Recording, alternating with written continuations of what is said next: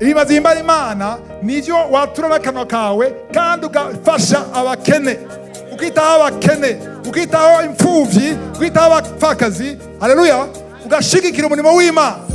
Umunsi uronka umwanya wo kuja imbere y'Imana, apana gusa kuvuga ibibazo vyawe, ariko ubwira Imana ubwiza bwayo, ubwira Imana ubushobozi bwayo, uvyatura n'akanwa kawe, kuko nikimazi. Bakubwire Imana iyo kubuza gukora ikintu itaguhaye ubushobozi bwo kutagikora, yakubujije, hariho ubushobozi, hariho option, hariho ikintu yateguye, hariho umarayika ari hafi igihe washatse kugendera mu ijambo ry'Imana agushoboza kutabikora. Murase kumeze mbwa ubushobozi bwa mpemu yera burafise uko bumeze. Uje imbere y'Imana izokubohora, izogushoboza, izoguha intsinzi ushize amaso kuri yo. Samuel wa mbere igice cya 2:30. 1 Samuel 2 verset 30.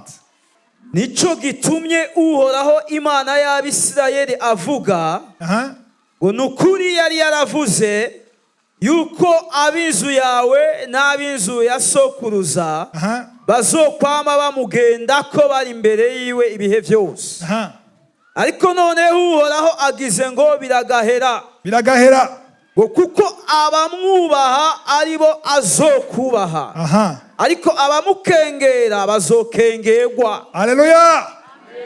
Samuel wa mbere igice cya 2:30. Nashaka gatoya mvuge iyi nkuru duje gusoma. Benshi bamwe murayizi, ni muherezi yitwa Eli. Apana Eliya, Eli yari souverain sacrificateur, yari muherezi mukuru. Rero Eli yari umuntu ahimbara Imana, ari mu nzira y'Imana. Hanyuma Imana amuha isezerano yuko we n'uruvyaro rwiwe n'abana bazomukomoka ko bose hari umugisha uri kuri bo kubera inyifato yiyo. Imana ishimwe. Hanyuma agira ikibazo, agira abana biwe batagira indero, ari mu vyaha, bakora ibintu bitukisha izina ry'Imana. Hanyuma Imana iravuga iki? Ngo nari naravuze. Imana ivuga ngo nari naravuze, sivyo? Bivuga yuko amasezerano y'Imana arasabwa n'ivyo ugenderamwo, hariho condition. Bavuga ngo no, Imana yarasezeraniye, ego yagusezeraniye, none wowe uca wiryamira. Ari cyo yagusezeraniye, mbwa ari cyo ukwiye gukora kugira ivyo yasezeraniye bishike. Imana yasezeraniye ko azobikangura muri kino gihugu, ariko yasaba ko dusenga kugira ivyo Imana yavuze bizogere gute? Bishike. Imana yagusezeraniye umugabo, ariko ari cyo ukora kugira umugabo azoze, sivyo? Yagusezeraniye umwana, ariko icyo ukwiye gukora. Hanyuma ikibazo rero, abahungu be bakora ibintu bibabaje Imana. Imana ikivuga amajambo akomeye nkuko Pierre kubivuga, nari narakusezeraniye ko wewe n'ab'inzu yawe na yasogokuruza bazokwama bamugenda ko bari imbere yiwe ibihe vyose. Ariko none Uhoraho agize ngo yabivuze. Abona kubwira ngo Imana yavuze ngo c'est fini, ngo shaka uryamire. Imana ntibesha, yabivuze ariko yarabivuze. Wasinye n'abagira gute? Imana ishimwe. Yasinye ariko shatse aragira gute? Arasinyura. Biragahera. None amajambo biravuyeho. Nta wundi muntu azosura kuva gukorera mu nzu y'Imana mu muryango wawe. Avyumva?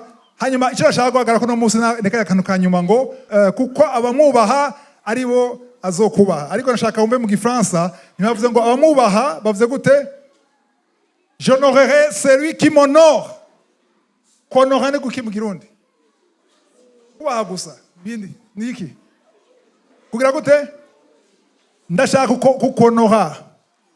Pastor Anakre, ndashaka kukonora, ndashaka guha agaciro, ndashaka gutera iteka.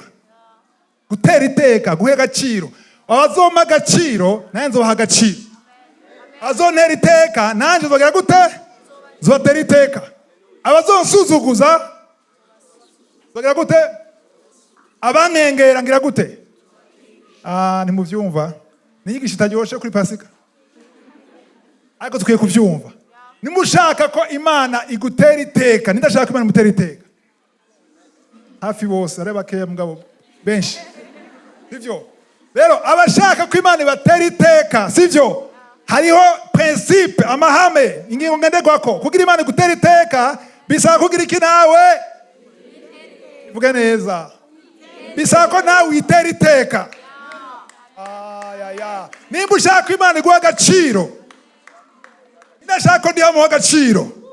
Nimba ushaka ko ndiho aguha agaciro, agutera iteka. Haleluya. mu bantu bakagutera iteka. Haleluya. Bisaba ko nawe umutera iteka. Bisaba ko nawe umwubaha. Bisaba ko nawe umuha agaciro. Urabona ko ari hasi nawe uzoja hasi. Niba mushira hejuru nawe azogushira hejuru. Niba mutera iteka nawe azogutera iteka. Katuje mu bintu bikomeye no muzi n'inyigisho zikomeye, sivyo? Muramoteko. Tuje muri Malaki igice cya mbere twumve ngene Imana ifise inzira icamwo, ifise uko ikora, sivyo? Rero ngo abatera iteka Imana nayo izobatera iteka, abayubahisha nayo nyene izobahisha, sivyo? Murongo wa 6, Malaki igice cya mbere murongo wa 6. Umwana arubaha se n'umushumba akubaha shebuja. Urumvise umwana akwiye kubaha se, umukozi arubaha shefu wiwe, sivyo? None asangwa ndiso kunyubaha kwanyu kuri hehe? Aha ni Imana yabaye desu. Kibwira abantu bayo umwana arubaha se. Biraboneka mu mico y'abayuda umwana arubaha se birazwi. Imana ikavuga ati ivyo mbona abana banyu barabubaha, namwe murubaha abavyeyi banyu, abakozi murubaha abashefu banyu, sivyo? Nanje none ko ndi so w'inyama n'amaraso uramwubaha, yewe ukunyubaha kwanje kuri he? Haleluya. Ndazi ko benshi bariko baravuga mu mitwe yabo ati je ndamwubaha, ariko murindira inyigisho ihere baza kwibona nikiyo, sivyo? Haleluya. Cyane asangwa ndi shobuja, igitinyiro canje kiri he yemwe baherezi? Ninde mwana w'Imana ngaha? Nimba uri umwana w'Imana urubaha umuvyeyi wawe, nimba ni so wawe, none je ukunyubaha kuri he? Urubaha abakozi bori ngaha bakora muri leta cyangwa muri privé, sivyo? Ndazi ko mwifata neza mukiyegeranya chef ahari, sivyo? Hari ibintu wogira chef yasohotse ariko hari ikintu ntagira kwera iki uramwubaha. Ndavuze nuramwubaha. Rero Imana ivuze ati nimba jewe ndi shobuja, nimba ndi shobuja. Imana ni shobuja. Ni patron wawe, ni papa wawe kandi akaba patron, sivyo? Nimba ari patron wawe, kwera iki patron wawe w'inyama n'amaraso umwubaha? Jewe ukunyubaha jewe patron wawe kuri he? Bibazo bikomeye. Ukunyubaha kwanje kuri he? Igitinyiro kiri hehe ga yemwe baherezi bakengera izina ryanje? Ninde abaherezi bari ngaha ndashaka kubabona? Abaherezi. Okay, abataduje amaboko, abaherezi n'uvuga abantu bakijijwe, sivyo? Bakiriye Yesu umwami n'umukiza, abo nibo bita abaherezi, mu Kinyarwanda bita abatambi, sivyo? Ndashaka kubona abaherezi bari ngaha. Mwebwe mwa abaherezi mwadugije amaboko, igitinyiro canje kiri he? Korabaza wajije bande? Abaherezi bakengera izina ryanje. Akora renze, je sinamukengera, turabandanya, sivyo? Komeza. Nikuhoraho nyeni ngabo abaza, yamara muravuga muti izina ryawe twarikengereye dute? Benshi bakaribaza none narikengereye gute? Uraza kubimenya. Murongo w'indwi verset 7. Ni kuko mwashikanye ivyo kurya bihumanye ku gicaniro canje. Ubiriza ivyo kurya bihumanye, manze mwumve ko kiya gihe baratanga ibimazi canke ibitambo mu Kinyarwanda, sivyo? Batanga ibikoko bitungwa canke ivyo kurya bimbuye, hari ivyo bimbura batwara mu nzu y'Imana. Hariho ibitungwa batwara mu nzu y'Imana, sivyo? Rero ikintu cyose batwara imbere y'Imana, Imana ikivuga yuko yaraba karite y'icyo batwaye. Karite ni iki mu Kirundi? Agaciro, akanovera cyangwa agaciro c'ivyo batwaye. Rero barafata ibyo kurya bimbuye bakarondera ibyo batwara mu nzu y'Imana, sivyo? Babonye ibiharage cyangwa ibishimbo, hari abarondera ibyagize gute? Byaboze. Nuko yuko ntiyari bubige cyangwa ntiyari bugirishe. Avuga ati bijya bitagira agaciro ntotwara ku isoko, reka nitware he? Mu nzu y'Imana. Ngo matwaye ngo bigize gute? Ngo bihumanye ku gicaniro canje. Bandanya maze mukamuvuga muti twaguhumanishije iki? Ni kuko mwavuze yuko ameza y'Uhoraho ari gikengeretse. Ubiri zabwire ibitwa turabona n'icyo sezero rya kera ariko n'ishusho y'ibyo turimo uno munsi. kijya gihe batanga ibyo kurya batanga ibitungwa, ariko no munsi tuza kwiga mu bintu bine, sivyo? Gutanga ikimazi cyangwa igitambo, hariho gutanga umubiri wawe. Haleluya. Umubiri wawe ukwiye gutanga, tuza kubibona nk'ikimazi cyangwa igitambo.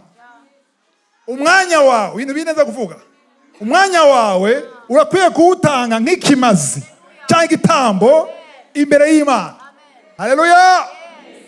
Uburyo bwawe, umufuko wawe, konte yawe ukwiye gutanga ikimazi.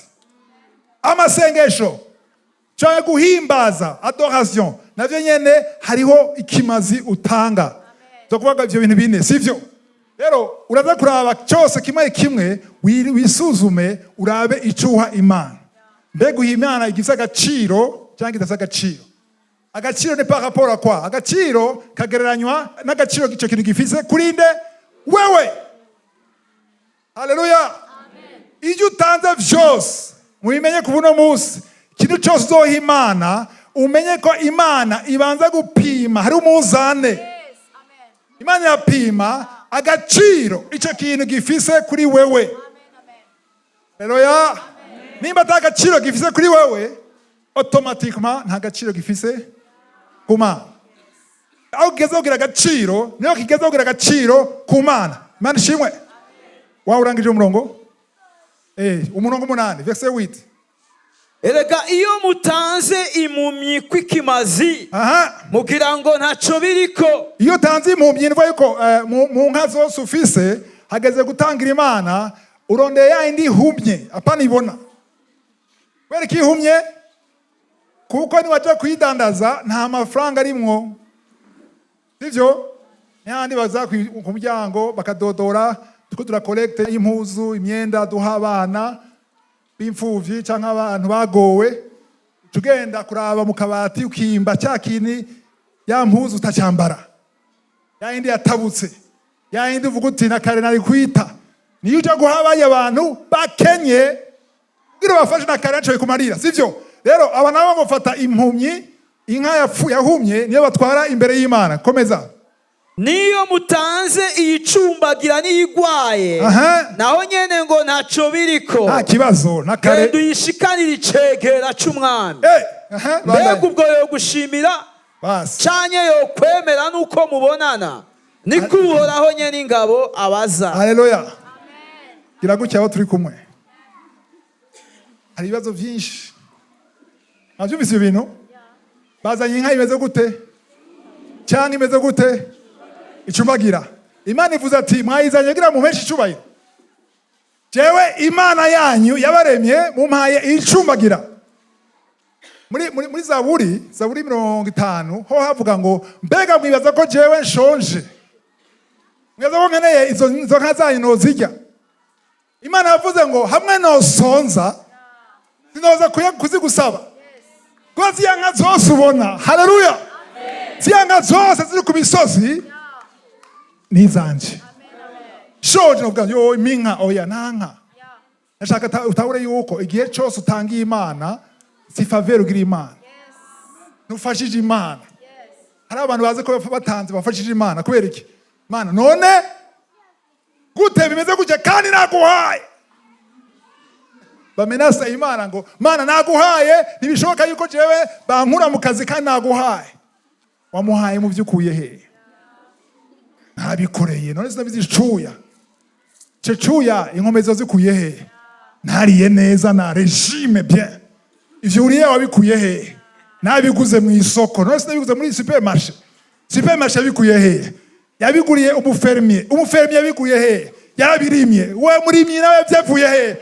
Imvura yavuye hehe? Byavuye mu ijuru. Byose Imana yatumye uronka ivyo uronka vyose. Haleluya. Cyo gituma ukwiye gutahura yuko icyo ufise cyose ni Imana ikiguhaye. Rero ikintu cyose uha Imana nta na kimwe uhaye Imana. Tuvuga ngo turahaye Imana, mbwa ntuhaye Imana. Turahesheje Imana icubahiro mu vyaduhaye. Amafaranga gusa, inyigisho bakunda kwigira abantu bavuga amafaranga. Tuvuga amafaranga gusa. Hariho umubiri wawe, hariho umwanya wawe, hariho ikintu cyose gifite agaciro kuri wewe. Haleluya. Tuba kubona yuko kugira umwanya wawe n'Imana bifite agaciro imbere y'Imana. rero avuze ngo muzane yihumye muzane icumbagiye sivyo Imana yavuze ibintu bikomeye cyane bijyanye n'isezerano rya kera n'uno munsi fata igicumbagiye igihumye jewe wayizanye uvuga ngo uje guha Imana icubahiro jewe wanzu nyihoze genda ufate icegera cy'umwami muri Louis govuga ngo genda uhe gouverneur umuntu yegereye umwami sivyo genda umuhe iyo umubwira ati mushikiranganje wa mbere nshaka kubaha nshaka kukonoha kugutera iteka ndafise inka ndakuzaniye zani inka ihumye icumbagira zaniye nde umushikiranganje wa mbere haleluya reka nabaze ikibazo kimwe uno munsi wokumva ngo umushikiranganje wa mbere araza gufungura iwawe ku mugoroba araza umushikiranganje wa mbere w'inyama n'amaraso araje iwawe kandi ukwiye kumugaburira we n'umuryango wiwe aha wogo umujya ya ntuze ya noir blanc urufungura ufungura gute uko arufungura wo muha ivyo wovuga ati naje turasangira ivyo mfise oya ni inkoko utawurujya urayirondera nubuki n'ubuteka uramurondera ntancishe mu ijisho uramwakira neza nk'umuntu w'umunyacubahiro sivyo tureke mushikiranganje wa mbere tugiye mu vyakure cyane pasiteri w'ishengero mukuru wo ngaha pasiteri Eme araje mwimzi wawe araje na madamu wiwe baje gufungura ufungura ko warufungura hariho effort ugira kubera iki pastor yaje haleluya pasiteri aje nteyiteka mu bantu bose mu ishengero bavuze ngo jewe no muvye bweza muno musi ndara he Zaka yaravuze ngo we yasanga yifite amafaranga wewe yasanga ari milliardaire kayumvira ibintu yatetse Zaka ije munsi rero pasiteri araje uragize neza mu nzu ataraza urahanagura no kwibambaza urabintu meze uranyegeza ibintu bimwe ibintu byihuta nyene rush kwereka ku mugoroba pasiteri araza wamuteye iteka Imana ivuga ngo eraba ujyanye aje niwo muha iyo ariko jewe uhoraho aho mwanya mu vyiyumvira Imana uyaje icubahiro mu bintu udashobora guhesha icubahiro umwana w'umuntu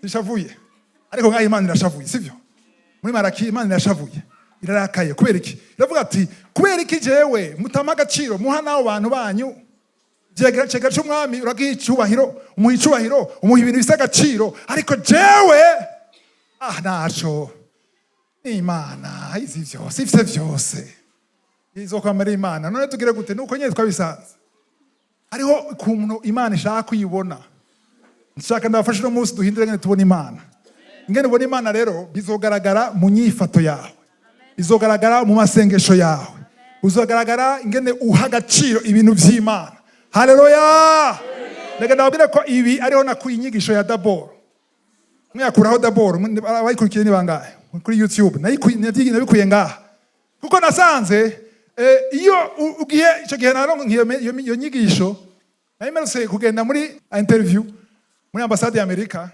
bakubwira ngo ushike hari amasaha bakubwira imbere yuko ugira interview shitse ndakubwiza ukuri nta numwe yacerewe hari mu gitondo kare icyo gihe hari saa moya bose buzuye ahoze n'amadosiye taraba ariko abantu bose ni bangahe baba ku isaha mu rusengero narakuye nyigisho naravigane baje bose hari abakubita amakoti bahaye gaciro visa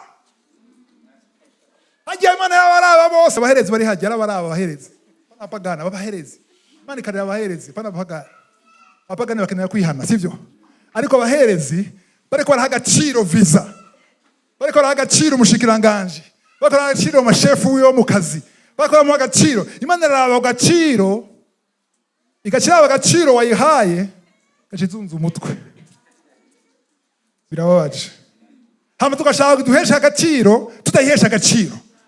Turashaka idutera iteka tutayitera iteka. Nzotera iteka abantera iteka. Nzokubaha abanyubaha, nzotuza abanduza. Abankegera nzogira gute? Ndabwira ikintu cyose umenye yuko icyo ukorera umwana w'umuntu ukamuha importance. Imana irayibona, ntiyanse kumuha importance, ntiyanse kumuha agaciro. Ariko Imana yacu ni Imana igira gute? Ifuha. Imana ikunda kuha agaciro umwana w'umuntu gusumbayo. Umunsi nabibonye muri ambasade, kende baziduka ndavuga ndi nto ngize iki kiretse byananiye. Imana ivuga ati ntibyakuvuyeko muhungu wanje si wewe. Murundi wagerageje. Ndavuga nti nzogerageza ibishoboka byose sinsuye gucererwa. Hageze amasengesho ndahabe kusaha twavuganye. Hageze kuri eglise ndahabe kusaha. Hageze kuvuga ubutumwa ndabuvuge. Niyo byatumye ntashobora kugira amatamoro mu masengesho. Gitondo abana b'Imana abaherezi benshi bagira amatamoro. Tamoro murayizi. Ndazisesha tamoro. Muri football, cyangwa basket cyane barakina. Gutya tamoro. Hagarika krono kihagarara. Mukoca akaza kanza kababwira byose kanza gahagarara. Umva arabakristo basenga iminsi 3 4 ikurikirana mu gitondo. Bivanye na email yavyukanye. Tamo. Kanza kabihevamwo. Gasuru gasenga handi ukabivamwo. Why this waronse inkurumbi ukabiheba ukidodomba. Ukamara iminsi 3 udasenga ugasuru gasenga. Ivyo kuva umunsi naronka revelation ya d'abord nabihagaritse. Navyo ninzosenga ndavyumvamwo ntavyumvamwo. Nezerwa nanezerwa. Nezagirwa ntahezagirwa. Nishugwa ntishugwa kuko Imana yakwiye guhebwa icubahiro. Haleluya. Natahuye yuko bwira uhesha Imana icubahiro nurindira ko biryoha. Ngenda gusenga gusa ndavyumvamwo ntibiryoshe. Ndakwiye kubikeneye kuryoha. Biryoshe ndabose ikimazi. Kimazi iki kigoye. Kizimvye. Aho kwidodoba ukavuga ati uri Imana mana, uri Imana mana. Yabaje ari kuri Imana uko bisa kose uri Imana. Ukwiye gushimwa mu bibi no mu vyiza nivyo Imana ishaka. Haleluya. Inyigisho yise ngo ibimazi bihimbara ndiho. Byandike titre. Ibimazi bihimbara nde? Nuvuga yuko hari ibimazi bitamuhimbara. Tugeza ku murongo kangahe ga pastor? Wicenda, soma ngo wicenda. Enda rero ni mwinginga Imana idutunge itugirire ikigongwe. Kuko ivyo vyabaye ku bwanyu. No munsi abantu barabasuzugura Imana muze kwihana. Sivyo? Kuko mwihanye Imana yabifuta ntishobora kubiraha. Kirindira ibikurikira, sivyo? Byakoze bwa mbere, fini. Mbega nyene hari n'umwe muri mwebwe yo kwemerera ko babonana. Nikuhoraho nyene ingabo abaza 10 cyane mu ngo 10 icoma hakagira n'umwe muri mwebwe yugara inzugi ngo mureke gucanira ubusa ku gicaniro canje. Ubise abana mwayubise ngo mureke kugira gute gucanira ubusa. Nuba yuko muracana ariko nta kamaro bifise kubereka ibihimbara. Kuko muri Bibiliya musozo ya kera batanze ikimazi cyangwa itambo hari umwotsi waduga wazamuka baba ngo wadugana ngo umote bwiza un parfum de bonne odeur. Ninde amote kwa sabaherezi ni Imana. Rero ari ama parfum taneze Imana avuga ati hakugura cyane uko canira ubusa kurata umwanya wawe parce que nibimimbara ko ndazi yuko ari abandi bantu wahagaciro kunsumba jewe. Haleluya. Imana ishaka kuba nimero yanga ya kangahe? Apana ya kabiri. Ntacyo jewe ni ya gatatu. Nibi ya gatatu. Nibi ya kabiri. Ibi ya kangahe? Bakomeza. Simbanezerwa na gatoya. Nikuhoraho nyene ingabo agize kandi sizokwemera ishikanwa mu nshikani. Sura kanyuma. Akanyuma sizokwemera ishikanwa mu nshikaniye. Et les offrandes de votre main ne me sont point agréables. Ibimazi mutanze n'ibimpimbara. Kaza kusizovyemera amgifansa ngo n'ibimpimbara.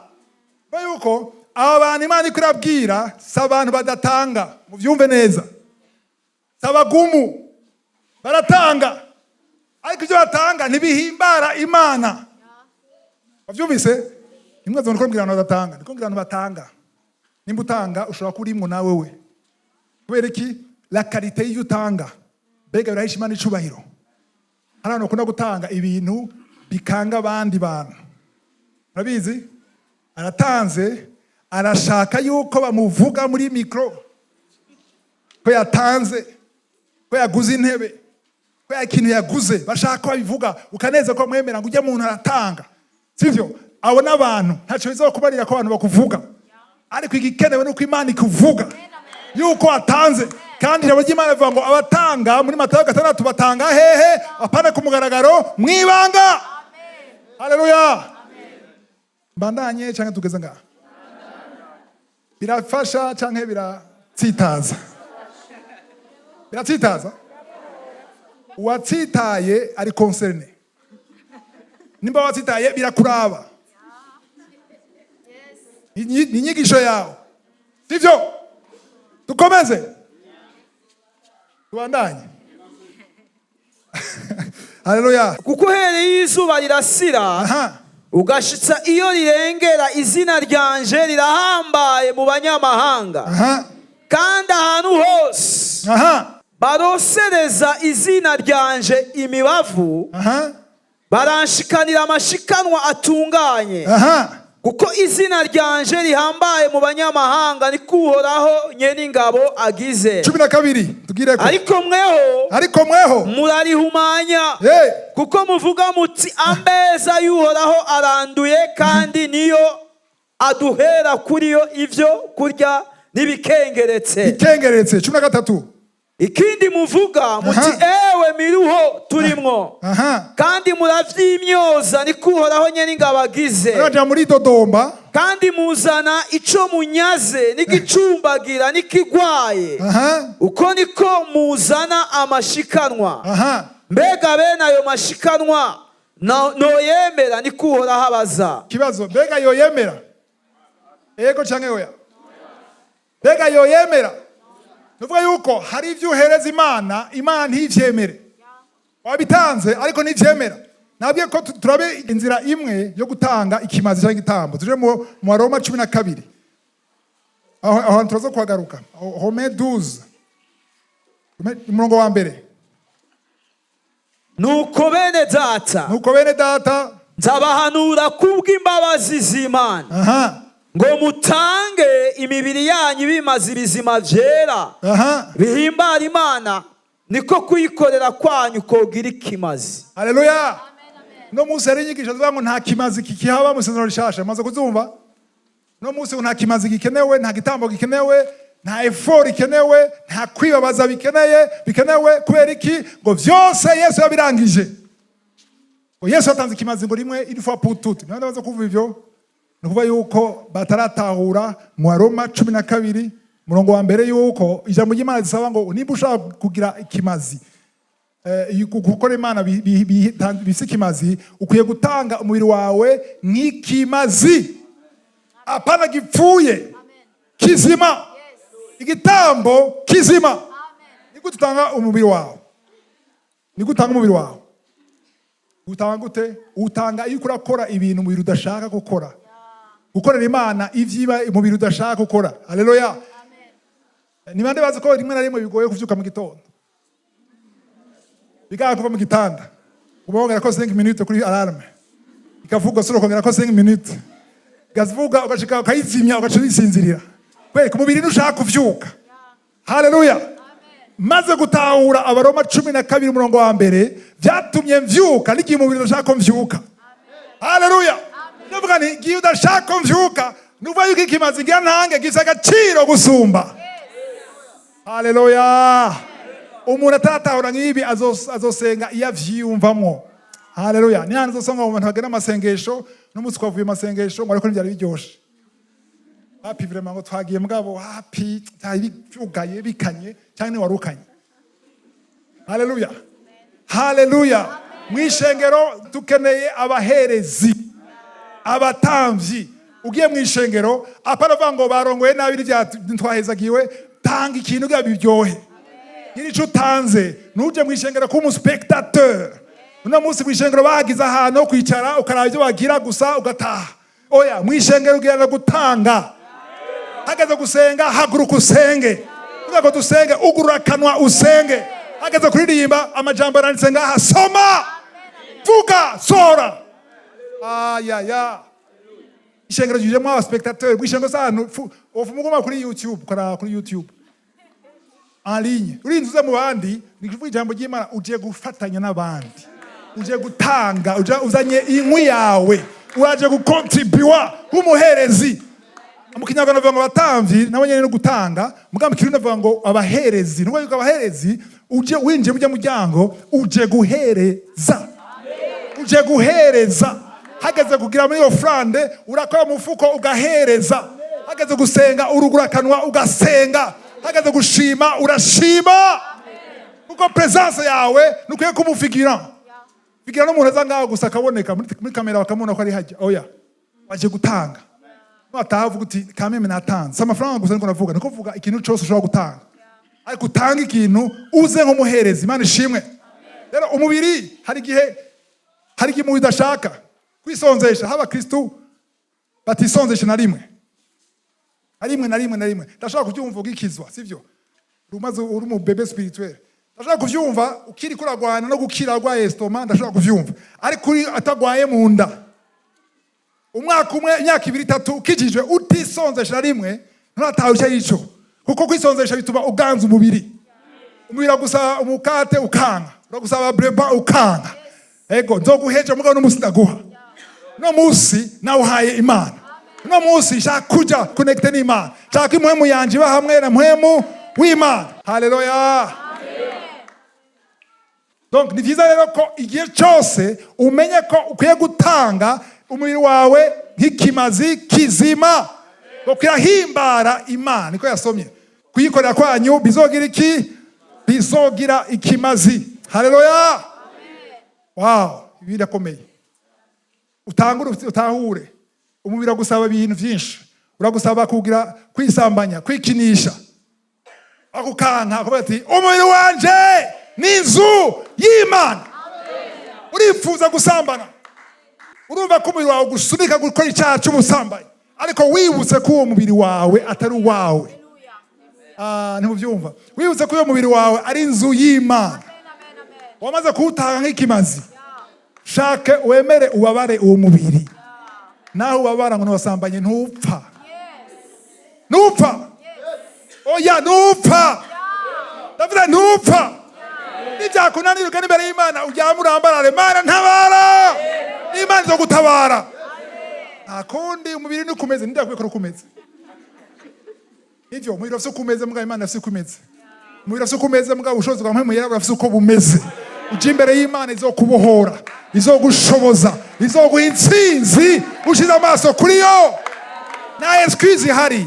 Oya nta excuse ihari. Ngumubiri n'umubiri.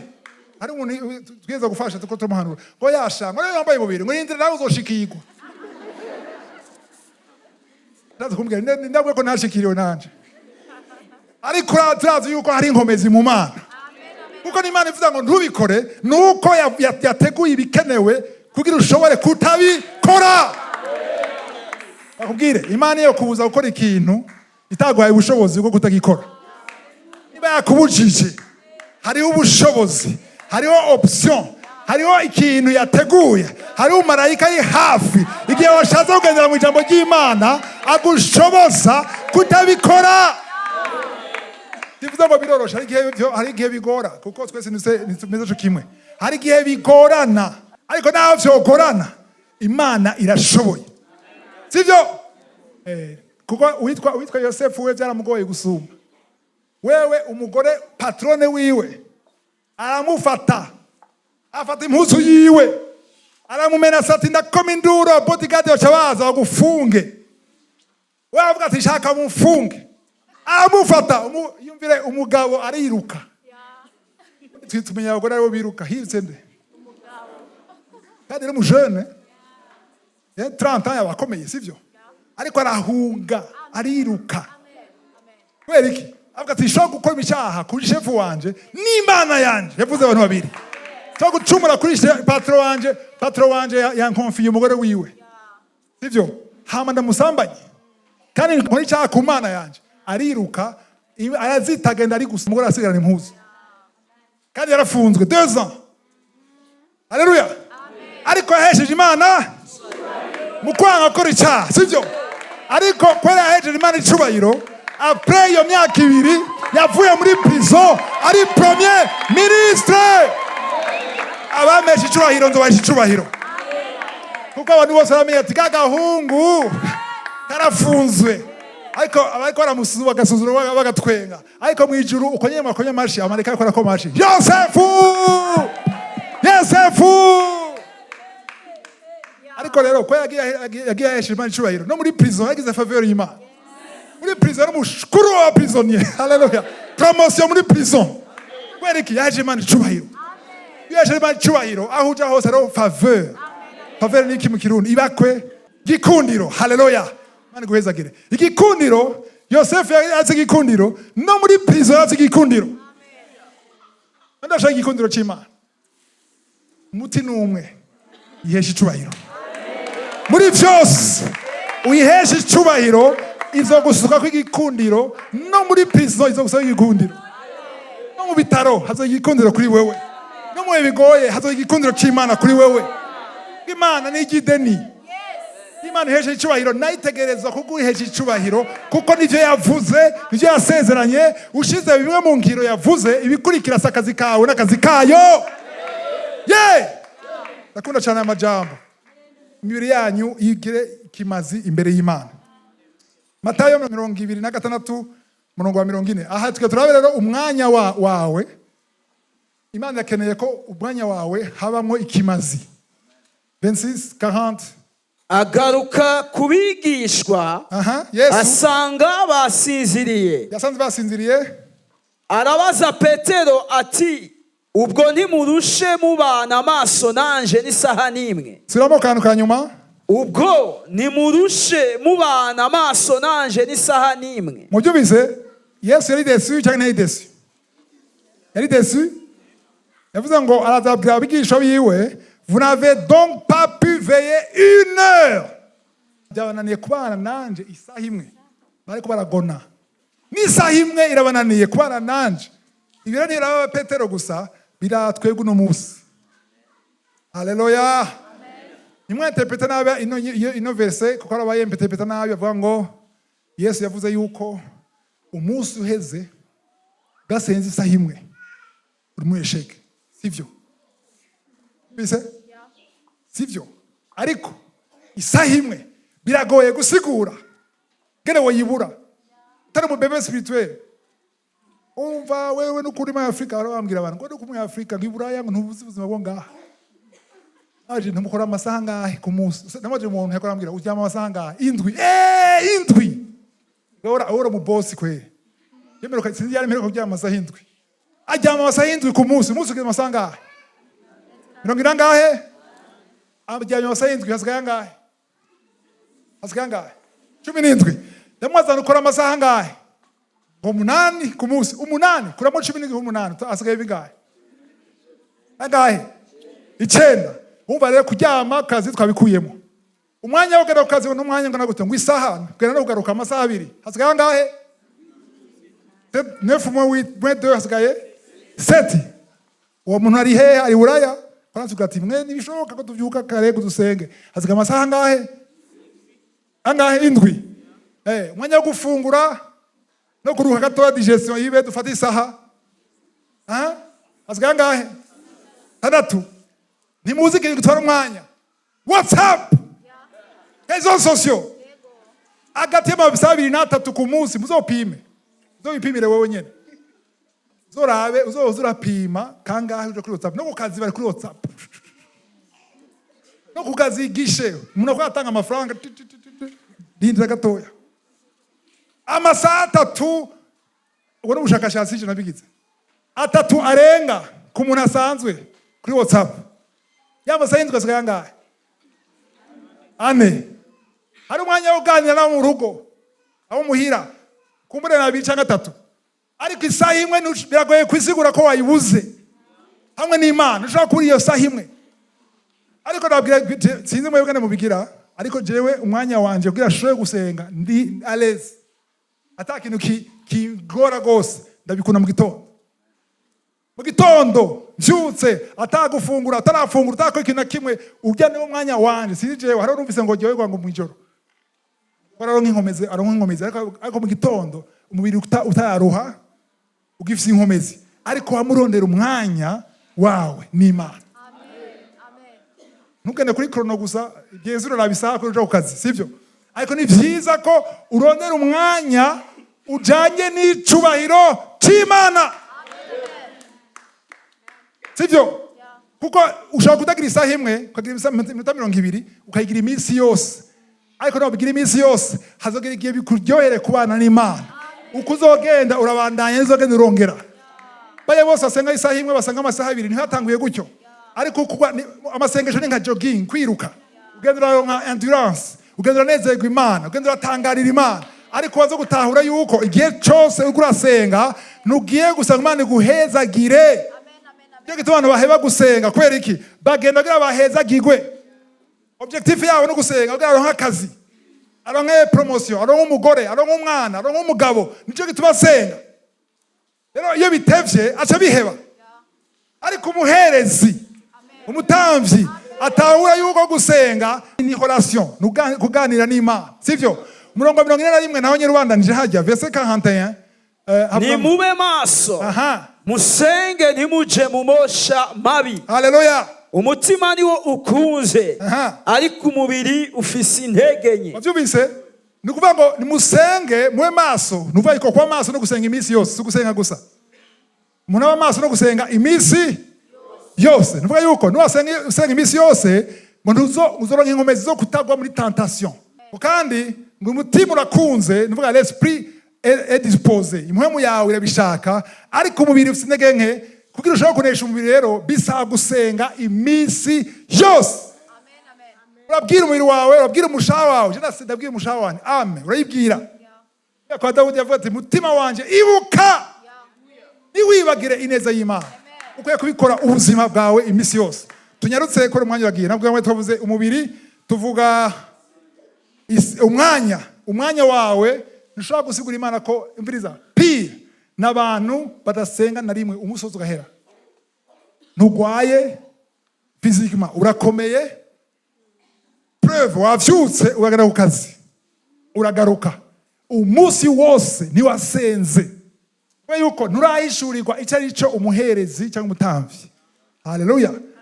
Nta excuse hari imbere y'Imana. Ukwiye kugira mu buzima bw'amasengesho bikaba ubuzima, ukumva kujya kuntu udashobora gusohoka utambaye impuzu, utambaye imyenda, kuvuga ati sinshobora kuva mu nzu navuganye n'Imana yanje, ntibishoboka. Bikaba ibintu biri muri wewe. Discipline, vuga uti discipline. Haleluya. Cya gatatu tuje muri Samuel wa 2:20, 2 Samuel chapitre 24 umurongo wa 18 umanuka. Uwo munsi nyene Gadi aja kuri Dawidi aramubaza ati duga wubakire Uhoraho igicaniro ku mbuga ya Arawuna umuyebusi. Nuko Dawidi yumvise ivya Gadi araduga nk'uko Uhoraho yavuze. Maze Arawuna agize ngo araraba abona umwami n'abantu baza iyari. Arawuna arenga irembo akubita inkoro hasi imbere y'umwami aramwunamira. Arawuna aramubaza ati mwami wanje nye n'ingabo uzanywe n'iki wanje je umusabyi wawe? Niki gikuzanye? Dawidi aramwishura ati zanywe no kugura iyo mbuga yawe ngo nubakire Uhoraho igicaniro kugira ngo ikiza kive mu bantu. Haleluya. Dawidi yarakoze icyaha, rero byasaba ko atanga ikimazi kugira Imana imuharire sivyo. Rero uyu Arawuna yarasitongo yakaramubaza ati uzanywe n'iki? Dawidi avuze ko nzanye no kugira gute? Kugura sivyo.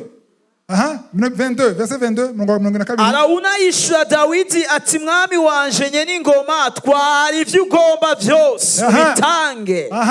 Inka ngizo zikimazi cyo kosa n'ibisekuzo zikoresha n'ingogo zazo mu bigira inkwi. 23 ivyo vyose jewe Arawuna ndabiguhaye mugenzi. Haleluya. Arawuna arongera abarira umwami ati uhoraho Imana yawe ikwakire. Haleluya.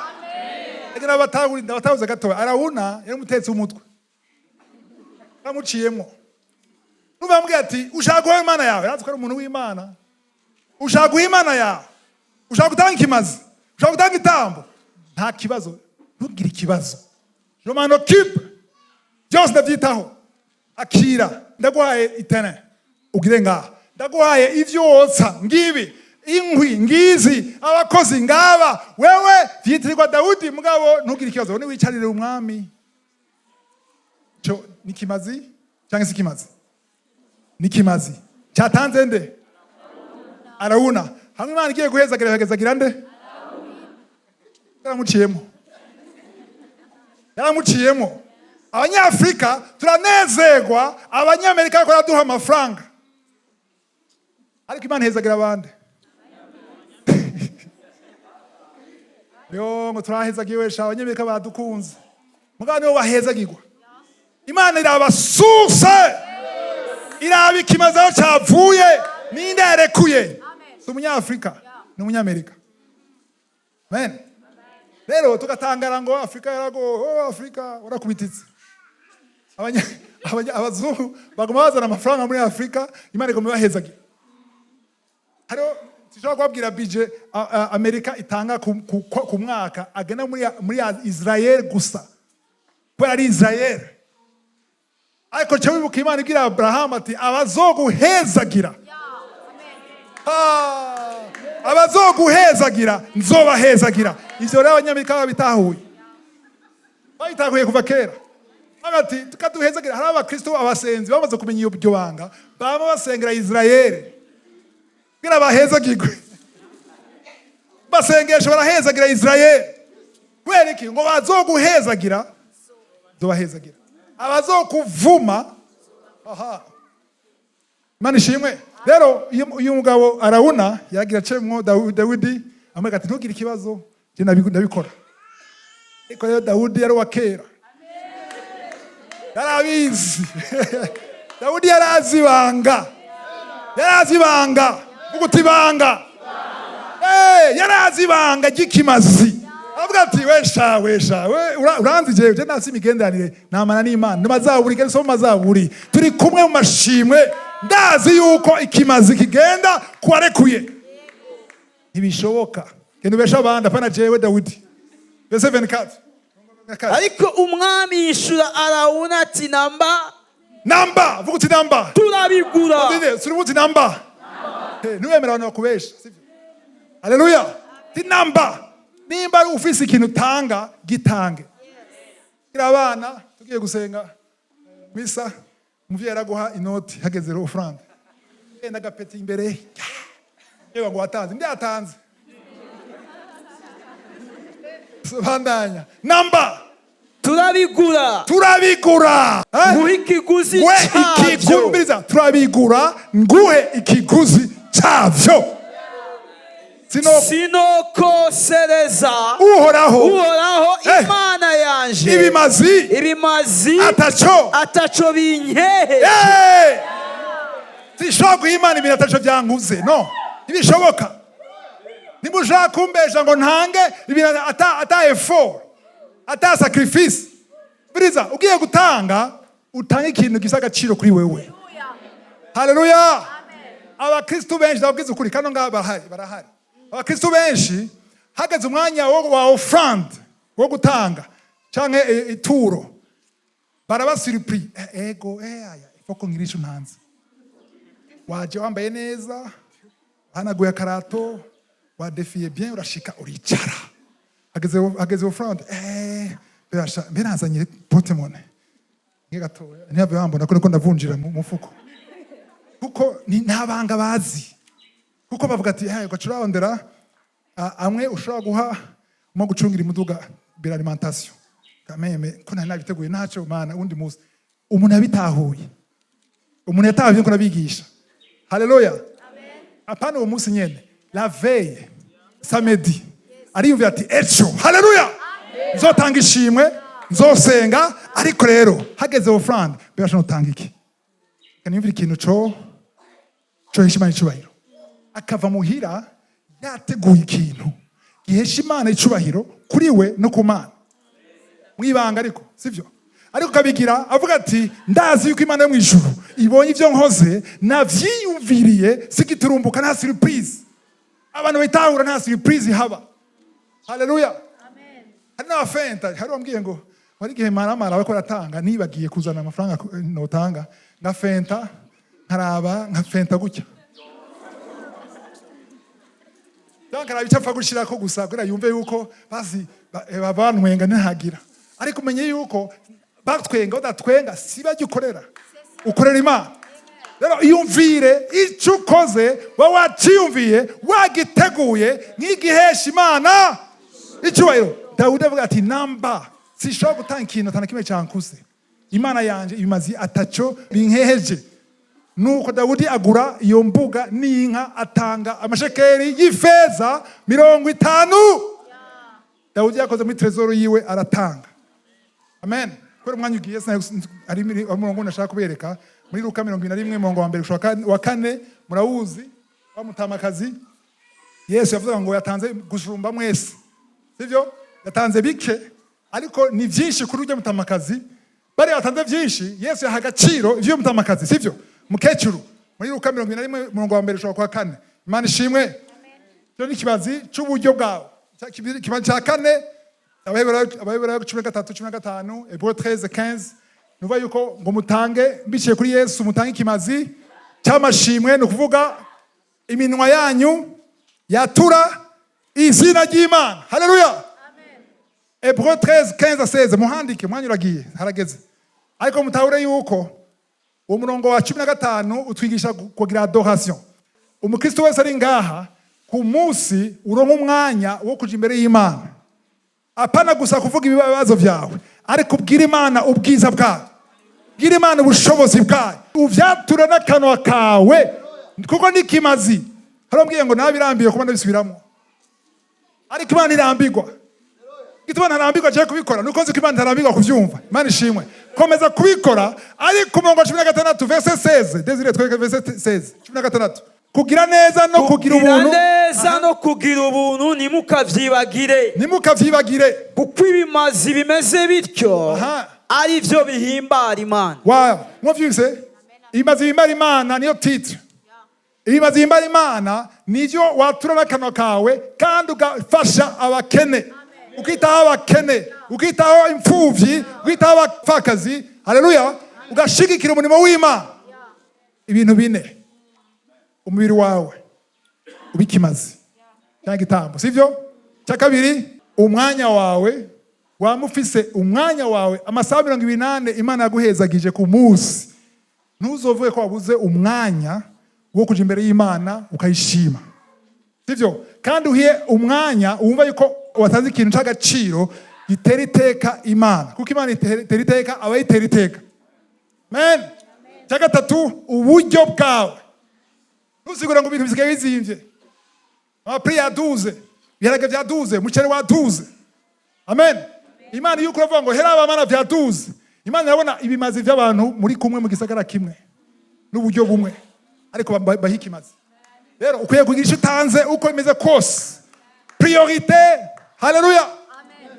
Priorite ni yihe ndiho akwiye kuba imbere ya vyose iyo uyishize ibindi ku ruhande ukamushira imbere nawe azogushira imbere nawe azokuduza nawe azokuzamura. Amen. Icya kane amashimwe yatura iminwa yatura izina ry'Imana kandi bifatanyije no kugira neza ivyo bine ni washira mu ngiro uvuga yuko wahaye Imana icubahiro uvuga yuko urayiteye iteka nayo izogutera iteka faveur yayo igikundiro cyayo kibe kuri wewe ndiho abaho umugisha.